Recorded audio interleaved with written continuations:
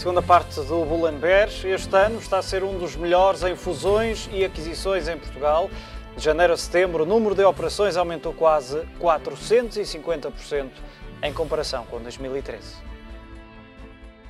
Os dados são da consultora norte-americana Merger Market. Este ano está a ser um dos melhores em Portugal em fusões e aquisições. Realizaram-se nos primeiros 9 meses do ano 25 negócios que valeram mais de 12 mil milhões de euros, um aumento de quase 450% em relação ao ano passado, um ano em que o mercado pouco mexeu. As operações realizadas ultrapassaram apenas ligeiramente os 2 mil milhões de euros, o que explica em grande parte a dimensão da subida em 2014.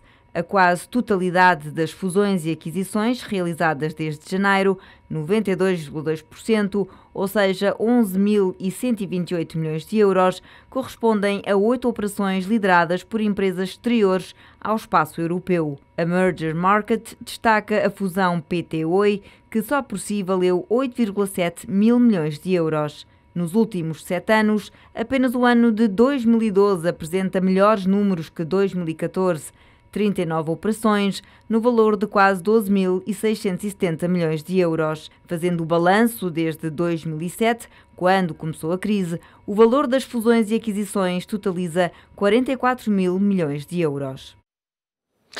Diogo, estes valores são justificados e também olhando para, recuando aqui uns meses, pelos saldos que esta crise provocou, os preços de saldo? Claramente, os ativos portugueses estavam fora de moda, ou estiveram fora de moda durante vários anos, com muitos investidores, nomeadamente estrangeiros, a saírem do mercado. E, portanto, hoje estamos face a uma recuperação interessante para quem está ainda a entrar no mercado, porque ainda há muita coisa, de facto, para fazer no mercado português, em termos, nomeadamente, de concentração, e por isso é que estas fusões fazem sentido.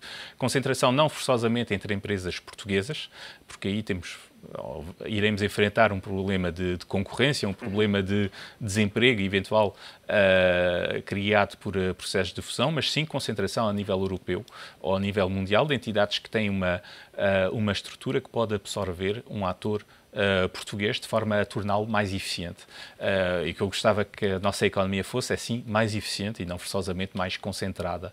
E de resto, os dados, parte dos dados deste estudo que víamos há pouco na reportagem confirmam ainda o papel importante que os investidores fora da União Europeia têm tido neste tipo de operações. Portanto, as empresas portuguesas estão a cativar o interesse, não necessariamente dos parceiros europeus, mas de outros tipos de investidores mais afastados, pelo menos geograficamente. Sim, e vimos vários investidores, de facto, europeus a saírem, foi o caso do Crédit Agricole, junto do Banco Espírito Santo, foi o caso da Lafarge, no caso da Simpor, há uns anos.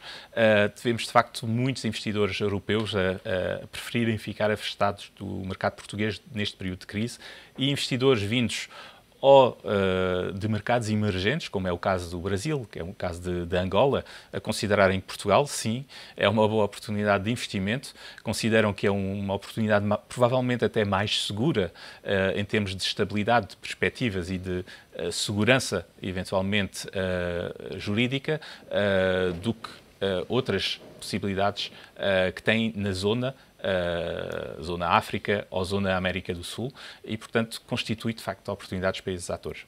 Carlos, olhando para estes números, e impressionam precisamente pelo peso que têm, quase 450% a evolução de agora face a 2013. Os investidores, de repente, acordaram e perceberam que teriam oportunidades no mercado nacional e em empresas nacionais? Antes de mais, acho que, segundo estes mesmos dados que foram divulgados, há que contextualizar e dizer que uma grande parte da operação decorre... A OIPT. 8.700 milhões de euros, segundo o estudo. Que é um volume significativo, mas mesmo excluindo esse, obviamente estamos aqui perante um crescimento daquilo que são as atividades de M&A nos últimos 15 anos, mas também ter em consideração que, a nível mundial, todo o processo de M&A obviamente, é um dos temas, nomeadamente no setor de telecomunicações, no setor farmacêutico, em termos mundiais, onde tem existido este mesmo tipo de fusões e aquisições. Agora, E de resto, e para introduzir, Carlos, já agora se me permites, a nível, um outro estudo que foi divulgado também esta semana, revela que as OPAs hostis, e aí já estamos a falar a nível global, bateram recordes em 2014. Exatamente. E essas OPAs hostis, os concorrentes não quererem ficar para trás, então lançarem novas OPAs para ganharem estes efeitos de escala, que inclusivamente este efeito de escala é aquilo que muitas vezes se pretende com estes processos de fusões e aquisições.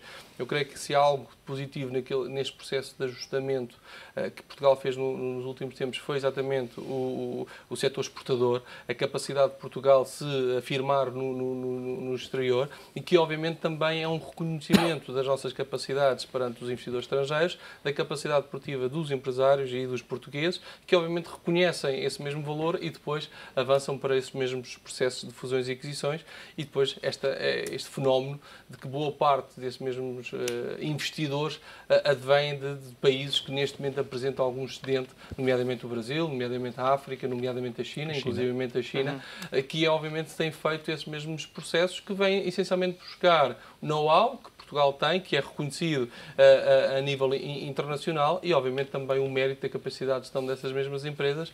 Agora, é importante também que os empresários portugueses vejam neste tipo de operações oportunidades de desenvolver ainda mais o seu negócio, as suas atividades e avançarem para estes mesmos processos de fusões e também participarem nesse processo de aquisição no sentido de ganhar dinamismo, porque obviamente ganhando dinamismo essas mesmas empresas portuguesas, obviamente vamos também conseguir aumentar o nosso peso a nível daquilo que é o capítulo das exportações, que é obviamente muito importante para Portugal e para a economia portuguesa como um todo, mas claramente que este processo de fusões e aquisições também advém a partir do momento em que os investidores começaram a verificar que havia aqui boas oportunidades de compra.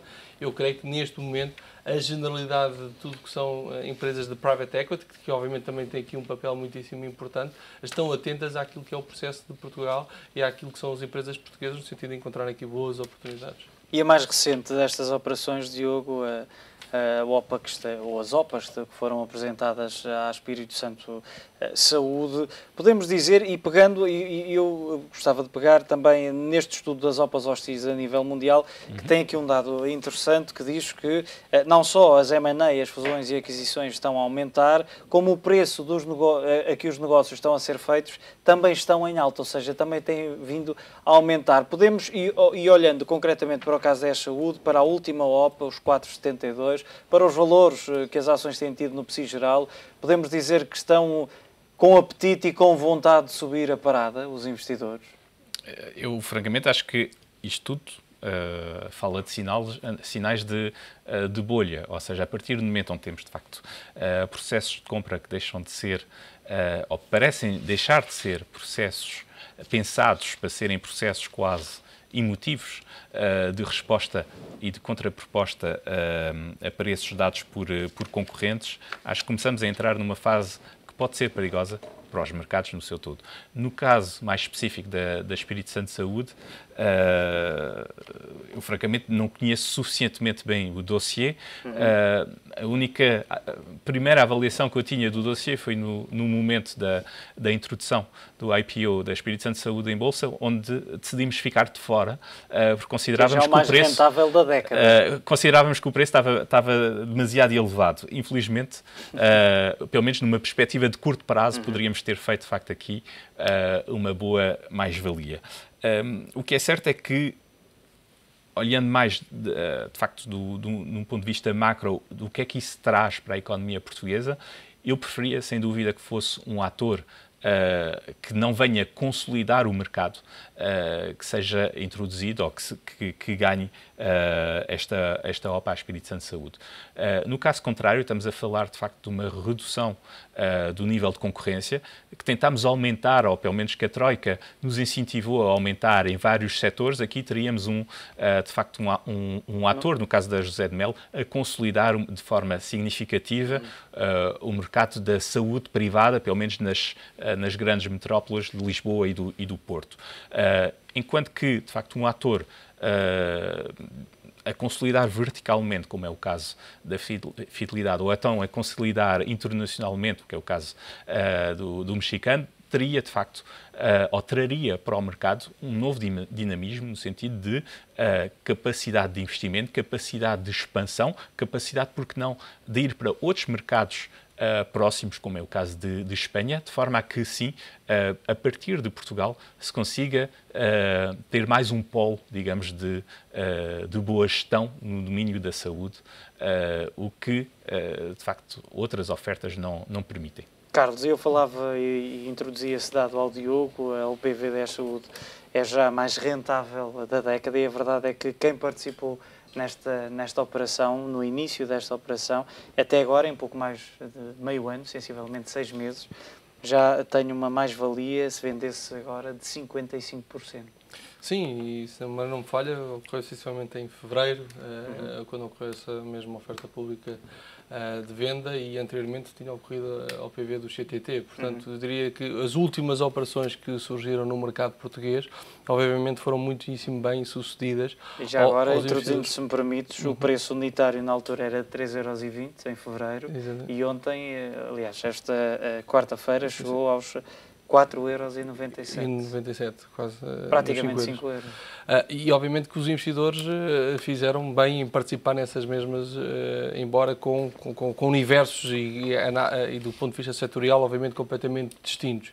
E filosofias de investimento também elas propriamente distintas. Mas, de facto, é também um sinal de proximidade dos investidores para com o mercado de capitais, é obviamente também um sinal positivo, uma história positiva daquilo que é a entrada de novas empresas no mercado de Lisboa, que de facto nos últimos tempos tem assistido a saída de grandes empresas de grande dimensão, nomeadamente aquilo que era uma Simpor, aquilo que era uma Brisa, e obviamente que vamos agora aguardar qual será o desfecho relativamente à Portugal Telecom, em que a materializar-se, e obviamente estamos dependentes daquilo que será o resultado da Espírito Santo Saúde, poderá haver aqui mais menos um player no mercado de capitais português. Até porque temos atualmente, e permita uma expressão, um falso PSI 20, porque não tem 20 cotadas. Não tem 20 cotadas. E obviamente que há aqui quase como uma necessidade de regeneração daquilo que são grandes empresas que saem, para obviamente surgirem outras. Obviamente que o processo de privatizações é muitíssimo importante, mas obviamente também é necessário surgirem novas empresas, novos players, e obviamente naquilo que estávamos a falar no tópico de há pouco, era importante que os próprios empresários considerassem o mercado de capitais como uma forma de financiar as suas atividades, aumentar os seus capitais próprios, e já temos dito aqui várias vezes, muitas vezes o problema não está na dívida, não está na questão do financiamento, o problema muitas vezes está no capital. E aquilo que as empresas portuguesas neste momento precisam é exatamente do capital, e obviamente que era positivo e era de salutar que existisse essa maior capacidade das empresas portuguesas de financiarem através dos mercados, nomeadamente através do mercado de ações. E para fecharmos este tema, porque ainda temos mais um e começamos a ficar sem tempo, dizer só que tornou-se a mais rentável esta OPV da década ao ultrapassar a da Galp, curiosamente, que nos primeiros 7 meses após a estreia em bolsa em 2006 tinha valorizado 53%. E neste momento a Espírito Santo Saúde valorizou, ou tem uma mais-valia de 55%. Portanto, mas é muito raro uma OPV dar de seguida, ao fim de 6 meses, lugar a uma OPA. Ou seja, em de facto um espaço de 6 meses passamos de uma OPV para uma OPA, o que permite chegar a este tipo de resultados. Muito bem. E vou introduzir então outro tipo de operações. As novas regras fiscais nos Estados Unidos estão a preocupar os investidores e vão significar uma redução nos benefícios de empresas norte-americanas que estão a negociar acordos de inversão fiscal. As novas regras têm como objetivo pôr fim à crescente tendência das empresas mudarem a sede para outros países, o que está a prejudicar a maior economia do mundo. Barack Obama já tinha criticado os acordos de inversão fiscal que várias empresas norte-americanas estavam a negociar ou que até já tinham sido concretizados. Estes acordos permitiam a empresas como o Burger King mudarem a sede para outros países através de fusões ou aquisições de outras empresas. Conseguiam assim tirar partido dos benefícios fiscais de países europeus ou do Canadá e evitavam pagar as taxas nos Estados Unidos, onde são mais elevadas. A economia norte-americana estava a ser penalizada com estes acordos de inversão fiscal e a resposta do governo não demorou. O Departamento do Tesouro norte-americano anunciou esta segunda-feira, e com efeito imediato, novas regras fiscais que vão dificultar e, em certos casos, tornar mais cara a concretização deste tipo de acordos. As medidas levadas a cabo pelo Tesouro incluem a redefinição das inversões para dificultar a mudança de domicílio fiscal. As novas regras pouco preocupam as empresas que já concluíram estes acordos, mas têm um impacto significativo para pelo menos 10 empresas que estão a negociar estes acordos e para aquelas que estavam a considerar seguir este caminho. A Burger King já anunciou que, apesar destas novas regras fiscais, vai avançar com a compra da Tim Hortons por 11,5 mil milhões de dólares e deve mudar a sede para o Canadá. Mas para a farmacêutica AbbVie, estas medidas vão custar mais dinheiro. A AbbVie, que tinha chegado a acordo para a compra da irlandesa Shire por 55 mil milhões de dólares, vai agora ter que desembolsar mais dinheiro para concretizar o negócio. A Pfizer, que estava a ponderar fazer uma nova oferta pela AstraZeneca, deve reconsiderar esta possibilidade.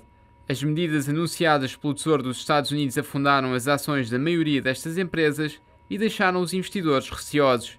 E ainda não é a altura para respirar fundo, já que o governo norte-americano pode avançar com mais medidas fiscais para proteger a economia.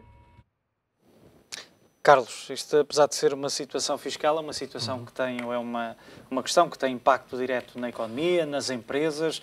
Faz sentido que, e para que os telespectadores percebam, e estamos com pouco tempo, mas basicamente as empresas, estamos a falar de uma empresa norte-americana que compra uma empresa fora dos Estados Unidos e que em vez de trazer essa empresa para os Estados Unidos faz o contrário, faz o caminho inverso, é isso? Exatamente, para aí, de certa forma, o que está aqui é uma deslocalização da sede da própria empresa para um outro país que tenha uma vantagem fiscal face àquilo que são os lucros retidos nos Estados Unidos, em que nos Estados Unidos os lucros são retidos a uma taxa de 35%, a média da OCDE anda na casa dos 25%, portanto, se os lucros forem gerados e forem retidos na outro país com uma taxa mais baixa dos 25%, logo aqui há um ganho da própria empresa e, obviamente, que é uma medida a ser considerada sempre que existe este mesmo processo de fusões e aquisições, é, obviamente, no final, fazer as contas, qual será a vantagem fiscal de deslocalizar essa mesma empresa, ao mesmo tempo que, obviamente, que esta questão da evasão fiscal, se assim o poderemos chamar, essa mesma dita evasão fiscal, que não é propriamente uma evasão fiscal... Porque a verdade é que não é ilegal. Não é legal.